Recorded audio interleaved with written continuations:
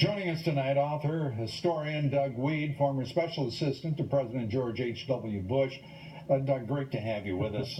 Thanks. These calls from this time from Congressman Bill Flores, Republican in Texas, asking the president's children to leave the White House in the middle of all of this. I mean, what's your reaction to that as a historian? Before we get started, Lou, I just got to say this.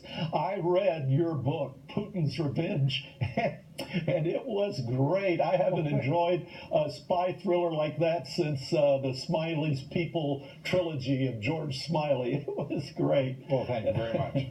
Appreciate it. That's very kind. Yeah, it's... and you're right. Let's just talk about my book.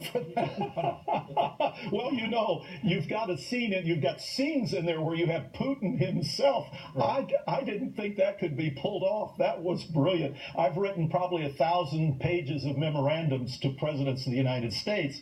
So when I read spy thrillers, I always get somewhere in the book where that could never happen, and I can't finish it. But yours was superb. It was great. Very much.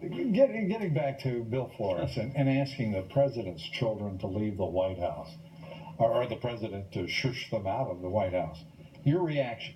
Yeah, I think that the left for some time now has been trying to isolate the president, that was part of the Flynn thing, that they just want to keep him away from anybody else. He can't get anybody appointed. It took a long time to get some of the people appointed he wanted. And he trusts his son-in-law and his daughter. They're brilliant. They're competent. They've proven that they are. That trip to the Middle East was superb. That was a Jared Kushner production. Ivanka's superb. And this is not unprecedented. Even if they were mediocre, it's all through history. Even if they're mediocre, they are, they're support for their dad, the President of the United States.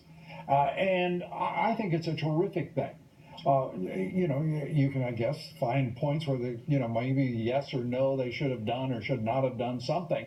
But the reality is the president has that opportunity to have the people he knows are with him, and that's his family. And I think it's important that he be able to have that in the White House. And he's worked with them for years. They know each other. They can read each other's mind. And they are competent. And they're loyal.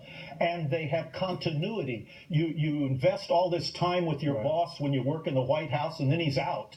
But if you're a son or a daughter, you're going to go all the way to the end. And if you tell them something, it's got staying power. So they do play a big role. That's why 18 sons served their father as president, beginning with John Adams, who appointed his 30-year-old son as minister to Prussia. And that worked out pretty well. Yeah, he became president. Let's turn to this business of Feinstein today. Senator Feinstein talking about Robert Mueller, saying he won't object to public testimony by either Donald Trump Jr. or Paul Manafort. That seems to me to suggest a form of exculpation. I don't believe that Mueller would check off on that if he felt that anything meaningful would be compromised by their public testimony. I think that's good news for the administration. Do you not? I do. I'm a little troubled by the fact that it looks like Mueller's just following around like a little puppy dog, the national media. I'm hoping he has some independence and would pursue things on his own. But I'm reminded by a quote of Napoleon. He said, you shouldn't go to battle too often with the same opponent, because they'll learn your strategies and use them against you. And the Democrats and Republicans have been so obstruction to each other that now this investigation is stumbling into things that the Democrats have done, and Russian collusion on their side. So it's getting kind of touchy. Yeah, it looks like there's far more reality to the collusion charges with the Democrats and the Russians than any Republican and any Russian. Doug Wead, we thank you for being with us. Doug Wead, thank you so much. Presidential historian, great American. And by the way, what taste he has in books, my God. Doug, thanks so much. Doug Wead. Up next,